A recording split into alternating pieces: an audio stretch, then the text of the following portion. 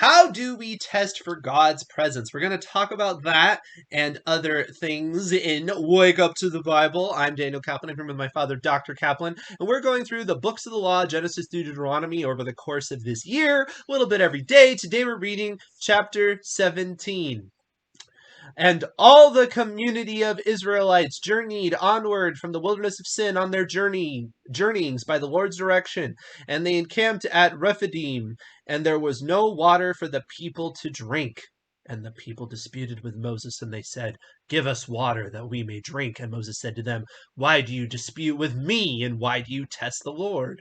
And the people thirsted for water there, and the people murmured against Moses and said, "Why is it you brought us up from Egypt to bring death on me and my children and my livestock by thirst?" And Moses called out to the Lord, saying, "What shall I do with this people? Yet a little more, and they will stone me." And the Lord said to Moses, "Pass before the people, and take with you some of Israel's elders, and the staff with which you struck the Nile take in your hand, and go. Look, I'm about to stand before you there on the rock in Horeb, and you shall strike the rock, and water will come out from it, and the people will drink." And thus did Moses do before the eyes of Israel's elders. And he called the name of the place Massa and Meribah, testing and dispute, for the disputation of the Israelites and for their testing of the Lord, saying, "Is the Lord in our midst or not?" And Amalek came and did battle with Israel at Rephidim. And Moses said to Joshua, "Choose men for us, and go out battle against Amalek tomorrow. I shall take my station on the hilltop with the staff of God in my hand." And Joshua did as Moses had said to him, to battle against Amalek. And Moses, Aaron, and Hur had gone up to the hilltop. And so, when Moses would raise his hand, Israel prevailed. And when he would put down his hand, Amalek prevailed. And Moses' hands grew heavy, and they took a stone and put it beneath him, and he sat upon it. And Aaron and Hur supported his hands, one on each side. And it happened that his hands were steady till the sun came down. And Joshua disabled Amalek and its people by the edge of the sword. And the Lord said to Moses, "Write this down as a remembrance and a record, and put it on Joshua's hearing, that I will surely wipe out the name of Amalek from under the heavens." And Moses built an altar, and he called its name YHWH Nissi, for the Lord is my banner. And he said, "For hand upon Yah's throne, war for the Lord against Amalek from all time." Dun, dun, dun. All right, so we have a couple of stories here. We have the story of the bitter, not the no water, not bitter water, and the story of Amalek and that battle. But this gets us to our question, and it's kind of an interesting question, because ultimately the people go and they say, "Give us water that we may drink," because there's no water. And Moses is very angry by this, and he says, "Why do you test the Lord?" And this whole thing is thought of as incredibly negative incredibly negative towards them. And it's mentioned several times. It's even mentioned in the Psalms, right? This is what, in Psalm 95, right? That it mentions this. And then it's also mentioned in Deuteronomy later, right? It's mentioned several times. Places. But my question is we certainly have the ability to test for certain things without it being a sin. Like Gideon asks God for signs, and then later it says, test every spirit. So what is it about the specifics here that is sinful? What is the difference between a correct scrutiny over spiritual influence or looking for God's influence, and what is considered rebellious? Because I think that's a nuanced point that I think gets lost, because I think people kind of fall on either side. I have, you people will get to the point where it's like, well, if you're questioning it all, you're just lack of faith and you're rebellious and evil. And then there's the other idea where it's like, you should just always be extremely skeptical, and I don't think that's the right way either. So what do you think? I know it's kind of a challenging question. What do you think is specifically going on in this account? Because doesn't it seem rather kind of straightforward that people would get to the point where there's no water, and all they're saying, give us water that we may drink. that in of itself doesn't sound like that terrible of a response. They're not even talking about, well, why are we dying, and I mean, he says they're going to get so angry they're going to stone him, but if you just look at the words, all they say is we need water, which No, seems no, they reasonable. say, "Why is it you have brought us up out of Egypt to kill us?" Well, that's later. Well, that's in the 17th chapter that you're reading. No, but that's later. I mean, I guess is the idea that we're just getting it out of order. Because at first it just says they disputed with Moses, and he says, "Give us water that we may drink." And from that one statement, he's saying, "Why do you dispute with me? Why do you test the Lord?" Which that doesn't seem like a weird request. So I'm guessing you're supposed to think that all this other stuff is coupled in with that, because that doesn't seem much different than "Give us this day our daily bread" or something like that. So clearly, there's something more to it. You know what I mean? No, the earlier dispute was talking about when they couldn't drink the water, and they put a tree in to I'm make not it. talking about that. I'm talking about the 17th chapter. Yeah, I know, but Verse 2, it says, the people disputed with Moses and they said, "Give us water that we may drink."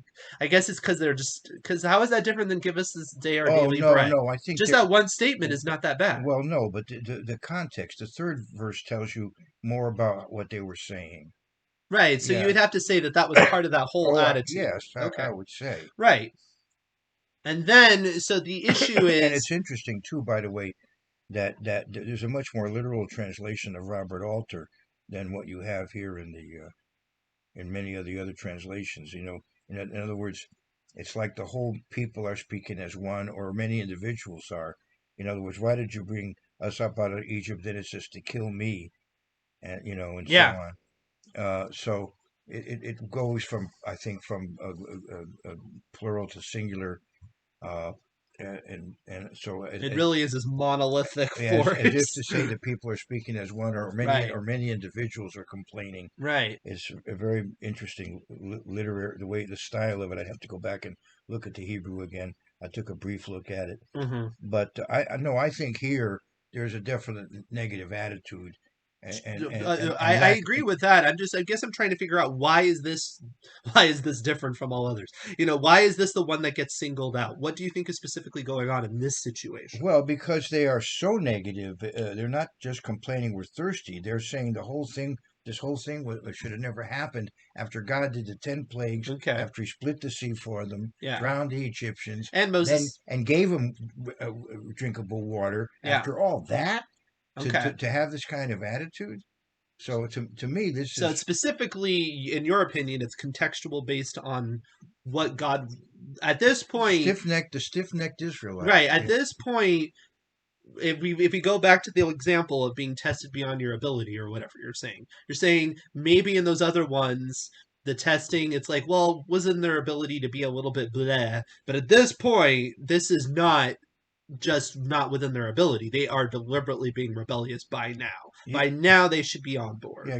God has been merciful to them. Right, But at some point, like later on when He punishes the nation with exile, right, He puts up with it for so long, and then if right, they don't change, they finally are spewed out of the land. right. This is And what's interesting is ultimately at the end when it says they're testing the Lord, asking or saying, "Is the Lord in our midst or not?" That seems to be the issue. But the question I have is that not a valid question for us to ask sometimes? oh yeah, So then, what's the context, right? well, because they've had the evidence so clear. Gotcha. I mean, so many miraculous things happen to So them. the issue is not that they're asking if God is present or God is working through Moses, because we can ask that of anybody. The question Yeah, is by now it should be obvious that he's working through Moses, and it's only because they don't like what Moses has to offer that's the problem. Is that what you're saying? yeah. I think here that there should have been enough faith built up by now Okay. that when a crisis occurs, you don't automatically give up and say, "Why did we ever do this?" But Hmm. rather, okay, what's God going to do this time to get us out of this mess? I see, we've Right. seen all these other things He's done. What's He going to do this time? Yeah. I mean, it may Um, seem kind of pedantic or something, but I just think it's a nuanced point that's helpful because there yeah, are people that will rise up and they will use these sort of things in order to avoid scrutiny, avoid people coming with questions because they'll say, well, you don't have the right to ask if God is working with me or things like that. And they'll point out that you're a stiff-necked Israelite, which obviously can be highly manipulative, Of right? course, yeah. Right? And that's not the example, but I'm pointing it out Right, because I know yeah. people have experienced this, right? Wow. And I think there's a lot of good-natured people that don't want to be the rebel rousers or Right, the yeah, or whatever, yeah, but on the other hand can clearly see problems or clearly can be skeptical about things or right, whatever. yeah, right. And so what you're saying is the difference is how you know you're not in violation, because it's eventually going to be a command that you can't do this, right? You're not allowed to do this. Whatever this is, it will be solidified. What do you mean this? Well, it says do not test the Lord. Yeah, Yeah, that's that's right. something that Jesus Christ Jesus, even right, says it, right? So right. there is a command here, and so but it's not I can't go up to Joe Blow pastor or Right, whatever yeah, and be right. like, I'm not sure if you're actually listening to the voice of God or Yeah, not, right, yeah. right? Yeah, right.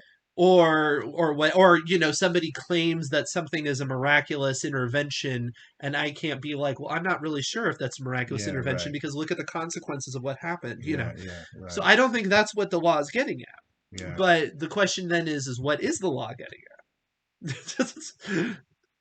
you know Well, see, tempting the Lord your God would number one be, uh, violating his commands and expecting that he's not going to, do anything about it, or saying because he hasn't that therefore it's okay, which a lot of people do. mm. Since they haven't been struck down for whatever they're doing, they just keep So doing what it. it may be getting at is And more of we don't believe in you until you do something for us. that's part of it, It's a it's a or to us. right, Yeah, right, because let's say, because in theory, I mean, God could have, in theory, not really, but he could have decided, well, this is the end. These people aren't very helpful, and they die, and that doesn't give them the right to not believe in God anymore, because that would be his choice to do and the so. context also there is that you don't deliberately take risks. Well, this wasn't That a risky No, but I'm situation. saying that's what Jesus says when he Well, said, that's why it's confusing "Don't to tempt the me. Lord your God." But that's why it's confusing to me. There's two ways you can tempt God. One is acting in a very irresponsible way, expecting him to protect you. That's testing him in effect. Yeah, Not taking proper precautions on the physical level.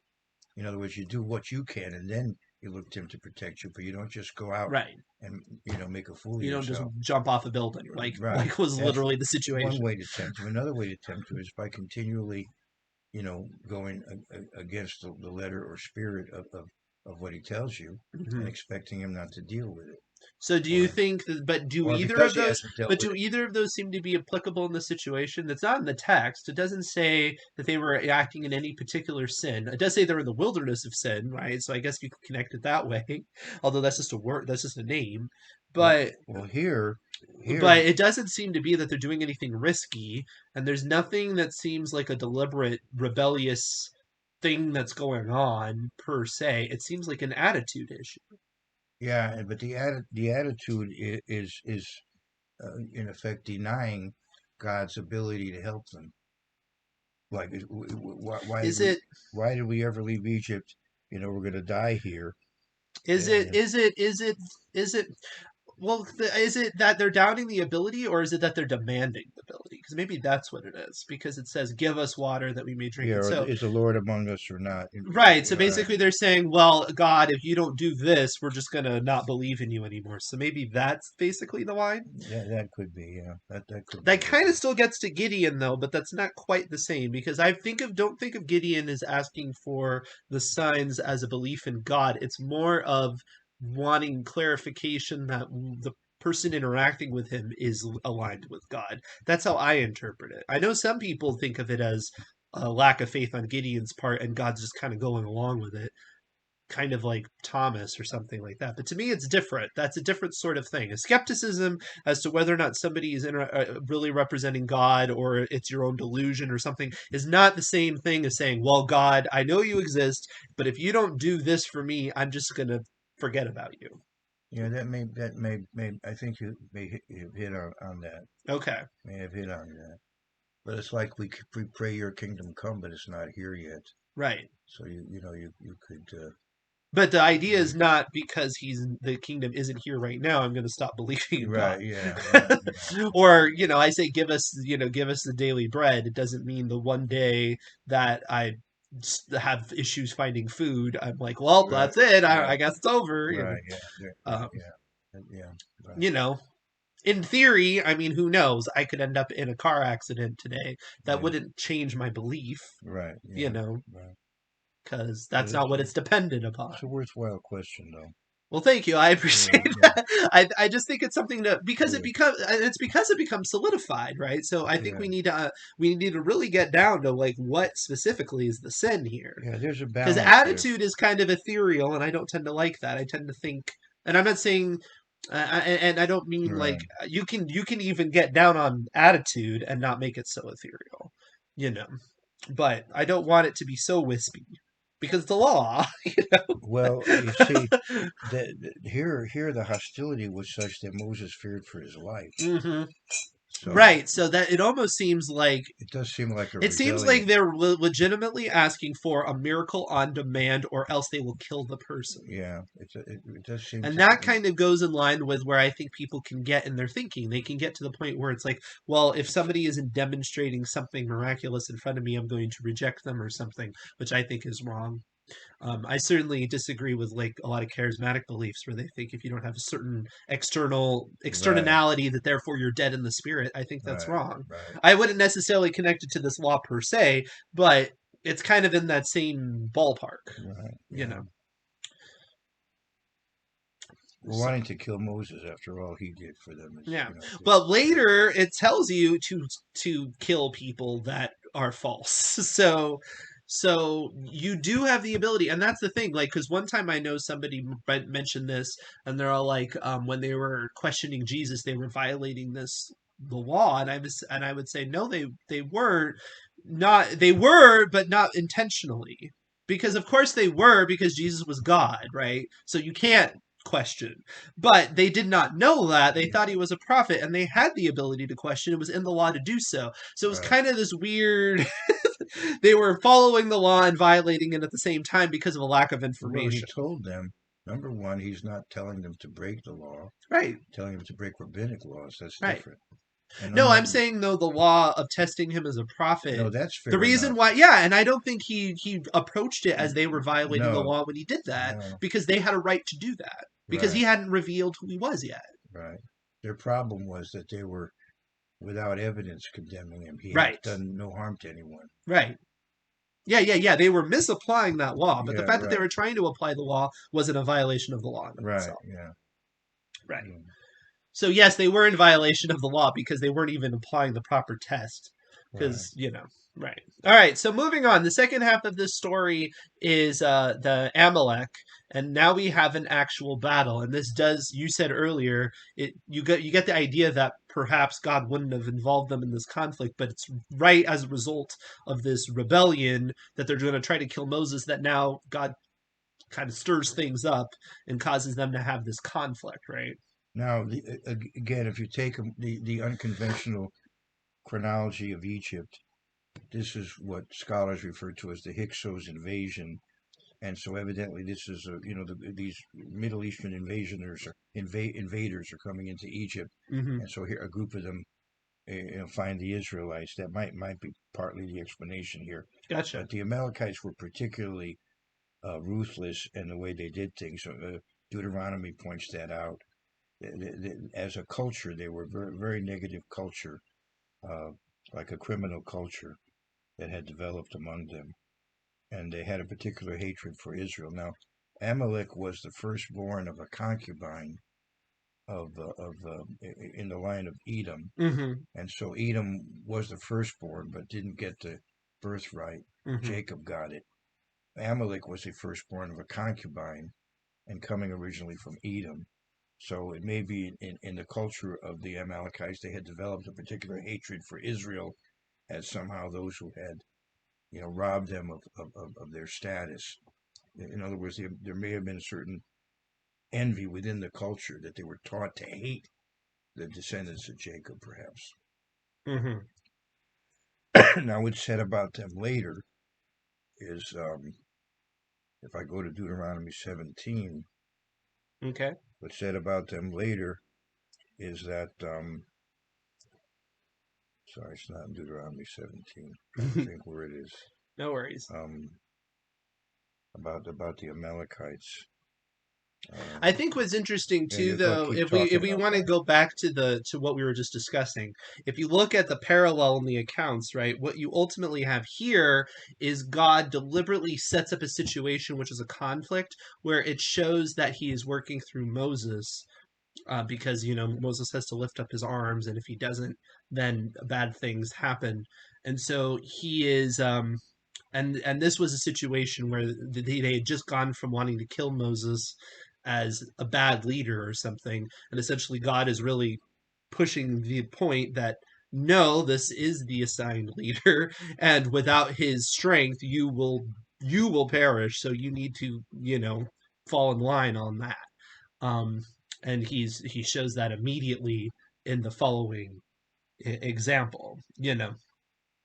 But what's interesting is even within that example, you have the example that Moses needs the support of others. So that's something to keep in mind, especially as cult type figures will want to lift themselves up as like a Moses type and demand a lot of respect and whatnot. You will see even here where God is showing how he's working directly through Moses, he sets up the fact that Moses himself needs assistance as well, which is interesting. It does keep him from being too supernatural, right? He keeps him in a balanced sort of way, don't you think? Yes, and it does show the importance of if a person is doing God's work. If you see a person that seems to be, accomplishing God's work, then others should be supportive, should be Yeah, metaphorically holding up his hands. yeah. And one of the people is somebody we don't even know much about, because who's her? Like he just dropped in out of nowhere. Yeah, he does come up there as an important Right. All of a figure. sudden, there's this person named her, and has this direct involvement, and we have nothing about him before. I Hmm. don't even think there's much after, is there, in the Bible? I have to think about it. I don't think so. Um, Anyway, I want to go I can do a to little look. I'm gonna yeah, search. but I want to go to Deuteronomy 25. Okay, I'm gonna look up Had a her. brain freeze there for a moment. No All worries. right, in Deuteronomy 25, and Her. well, in Genesis 25, that's not going to be very helpful. Deuteronomy 25, Mentioned again. Okay, so he yeah, is he's mentioned mentioned again. again, being of the tribe of Judah, because he's mentioned in Exodus 35. But that's it, really. Uh, yeah, I don't think. Yeah, I'm not seeing much else, because there's Princes of Midian, her, but that's not the same her. So I think that's it. He's mentioned again, you know. Yeah, so he's got But his. but but I think that's a point. I think that's a point that somebody who not only is Moses assisted by people, but he's assisted by kind of Joe Blow Schmo Israelite too. And Hmm, again, that's something it's a that good is point. important to know. And Joshua, of course, figures Well, yeah, prominently. well, Joshua makes sense, right? And then Aaron, that all makes sense. Yeah, so Joshua's kind of leading the charge on the battlefront, and Aaron is his right hand man, or left hand man. I don't know which side they are on. It doesn't say, but we'll just say Aaron's on his right hand and hers on his left. But the left hand man is somebody. It's kind of Joe Blow Schmo Remember Israel, what Amalek did? Judah tribe member. Remember what, well, Judah, there's a symbolism there because we have Ephraim and Judah. We have the birthright tribe and the scepter tribe. Aaron is No, Levite. Aaron is Levi, but wasn't Joshua there? No? Joshua's not holding up his hands. Okay, He's on the battlefield. That's right. So the commander is an So it's Ephraimite, Levi and Judah, Levi and which makes Judah, which sense. makes sense, Yeah. right? Anyway, remember what Amalek did to you on the way as you were coming out of Egypt. So there's more detail given here. How he met you on the way and attacked your rear ranks, all the stragglers at your rear when you were tired and weary, and he did not fear God. So, because of all these events that happened, and surely there was word spread around, Hmm. people should have understood. these are people that are a special people being Yeah. dealt with, Right. and yet they didn't have that fear of God. Right. And besides that, they attacked the weakest of them. Right. Just some people have in effect said these were the ancient terrorists, in effect, Hmm. going after civilians rather than after soldiers, Right. going after the weak. Interesting. And then in I mean, verse ultimately, um, uh, Joshua is told that he will wipe out Amalek completely. right, So there's obviously an issue there, and when you connect it with Deuteronomy, it makes more sense. If it's a right, rebellious against God plus this just very unethical right, and way of only handling God, things. of course, has that prerogative Right. to do it, to command a thing like that. Only Right. God can do that. Right. All right. Anything else? Uh, we're in 17. 17. Well, we should mention how it concludes. He The building the altar? well, but he mentions that he has a war with Amalek here, you know, Yes. and then he also calls it Yahweh Nisi, the Eternal is my banner. Right. This word also is used for miracle. So he's my banner, my sign, and also he wonders for me that are indicative of that. Yeah. Uh, and then again, it finishes with that attitude towards Amalek. So there are certain characteristics of that culture that we should be aware of because of God's condemnation of it. And as I said, one aspect is this concept of not fearing God, not really being willing to recognize he's dealing with certain people, Hmm. and also going after the weakest, Right. the ones who can't even really oppose you. Right. And then thirdly, I think, is this envy implied, this envy of Israel, of this hostility in effect, questioning God's decision, who he's working through, Hmm. all of those things. Right. And again, though, it shows foreshadowing of what will occur later, Right. so that when it happens, it doesn't completely come out of the blue. And it may even be, this may relate later on to the story of Esther. Mm. Haman may have been an Amalekite. Right. It's Jewish tradition, the Sabbath before Purim, to read that section in Deuteronomy. Interesting. Yeah, that would make sense based on the personality There and was everything. recently a movie. Daniel wouldn't have given too many stars, but there's a movie called, I think, One Night with the King, Oh yes, and about no, I wouldn't. Esther. But I mean, that's what's implied there. It's And not implied; it's explicit, all right, and it's explicitly like they're like Nazis. It's like a little bit Peter ridiculous. O'Toole. I think that was probably the last. Is It's he still like alive? when we have some heavy-handed symbolism. I think Whack. I think he's still. That was probably the last part he ever Yeah, played. the Uh, Veggie Tales Esther is more accurate than that one, and that's not even that great of a Veggie Tales. well, there's an I've never really seen a very great version of Esther, in my opinion, did and you it's sad did you because ever it's one of my favorite did you see stories. the one with Joan Collins? I have not. Oh, well, that's the one that I saw as a child. Yeah, You Esther and might, the King, right? yeah, No, I've that's not seen that one. it's The not. Nest animated one is not great. It's okay, but it's not great. I don't know. It's too bad because Esther, nowadays, with wanting to, talk and appreciate the role of women, you'd think they would have done a good job with Esther. Yeah, no, not One Night with the King, that's for sure. Yeah. Again, you can form your own opinions. He's not You can form your own opinion. They're right. just incorrect. That movie's terrible.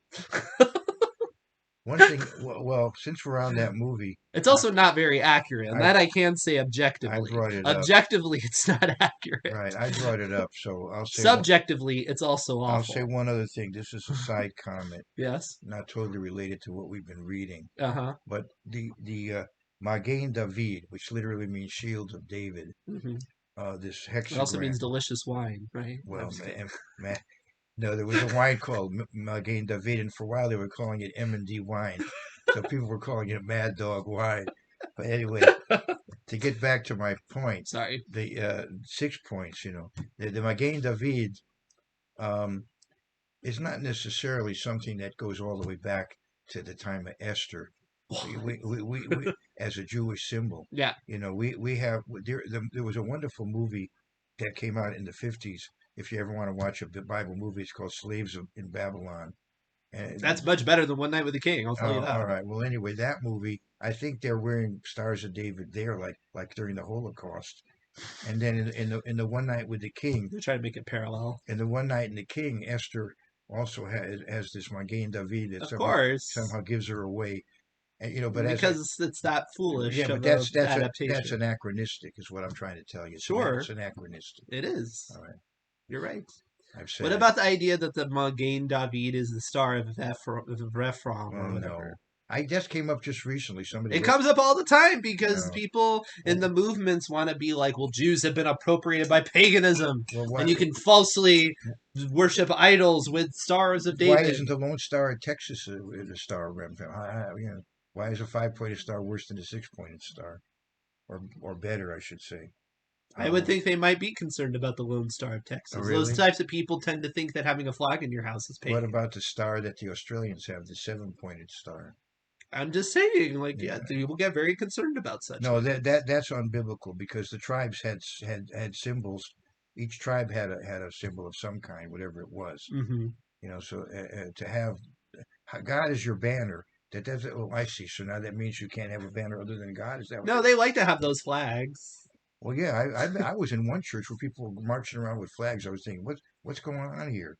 Now we used to do that on Simchat Torah, the children, but that was part of we would proceed, march around, and we would wave flags. That was something that the children would do. But there are, I think, some congregations, I won't say what they are, is where people go around waving What do you flags, mean what they and are? I've never I I will don't not define them with a I label. I don't well no they're okay, should I say? But I mean, It sounds weird when you say you don't. Like, what are you getting at? That they're heretical or something? no, I see.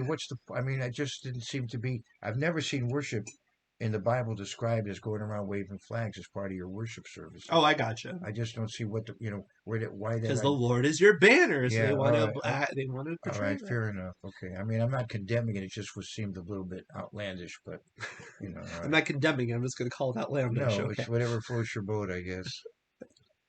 I don't think banners would float a boat, but All right, it's not a very good strategy. all right, okay. But yeah, no, the idea of but people do get very uptight about the Jews using that symbol because they're like, this is just a sign that they are satanic or It's whatever. called anti-Semitism. By the By the way, the God is called Yahweh, Rofecha. God Yeah, is your healer. He's called Yahweh Nisi. God is my banner. yeah. But these are not separate names. No, It's Yahweh is his name. These are ways. wait. It's his name as if there's not other names because I thought we established that's not the No, I'm case. saying that Yahweh is one name that he has, Okay, thank you. but when you say Yahweh Nisi, Yahweh Yeah. Rofecha, I wouldn't call those separate names of God. I would Oh, I see. call those describing what he does. Right. Some people use these. They have, I don't know, umpteen different names of God. Hmm. I think they're going. I think They that's. get very concerned of counting how many there Yeah, are, I and no. I would say that these are titles. These describe him, or not. I wouldn't call Mhm. them separate names. That's what I'm saying. I gotcha. Do you Yeah, think there's something to though trying to gather a list of all the different ways that God is described in yeah. such I a way? think that right. In fact, there's one poster I've seen where it says "I am," Uh huh. and there's all these different ways God says "I am," Right. Jesus says "I am," and so Yeah. on. Yeah. So there's value to that. Oh Just yeah. Oh yeah. so, Oh what are you certainly. concerned with then? I'm I'm just confused. concerned with calling it a name of God. I wouldn't call it a name of God. I would say Okay. it's a way he's described, Okay. just for terminology purposes. Well, I'm what's the issue with something being a name or not? just trying to be more accurate. Oh, okay. All right. I'm just curious because you obviously don't have a problem with using a title versus a name. Because if you call him God, that's not a name. That's just what he is. Yeah. That's like a that's like calling me a human. Well, yeah, but sometimes he's referred to that way. Fair enough. I'm just saying that's not a name. That's just Right. defining the concept. It's used as a name when you're talking. Sometimes people talk to him and they say, Well, you sure. know, Just like when my son calls me dad. yeah, all right, That's yeah. yeah, Right. all right, Or I call you dad. all right, okay. Right. All right. But that's not your name. I mean, it kind of is, I guess, but I don't really think of it as a name. So anyway, That's another point. We're getting into All right. So semantics. then, in that case, Yes, theologically, when you do pray to God, you don't always have to refer to Him by His name. You can I would refer to say Him so. as by how He's known, God. I would say the Lord's Prayer does not. It just says Our Father. Yeah, that's true. That's a very good point. Yeah. In the Lord's Prayer, it just says Our Mm-mm. Father. Right. I don't know what the sacred names people do with that. It's interesting. I've never heard a sacred names person challenged with that prayer and then have to interpret it according to I think his sacred theology. namers often think that you can use a title. It's just that God is not a title. Oh, I see. Yeah, for some reason you can't. No, they think it's wrong to say it. Right, because there are other gods, and so you have to define it at that. Although then you could argue, well, couldn't other things be called a father? So I don't know. I haven't had a lot of lengthy conversations with sacred Right. namers on that level. Okay. All right. Fair But I enough. do know that sacred namers don't always think you have to say Yahweh. That you can say No, no. titles. I had a real no. I have my when my in-laws were involved in I that. think they're okay with L. My mother-in-law would say our Father. Mm-hmm. Uh, Yeah. to avoid saying God, she would say our Right. I Father. think the issue is Yeah. God because it's like, well, what are you talking about? You're talking Yeah. about Zeus as if Yeah. you are. But as if the average person on the street thinks when you say God, you mean Zeus. But All right. anyway, that being said, this was a little bit of a lengthy show. I hope you enjoyed our ramblings. If you did, please like, subscribe, hit the bell, and we will continue to read the law throughout the course of this year. We are moving on through Exodus. We're going to get to commands and laws and more controversy. It'll be good. All right. See you then.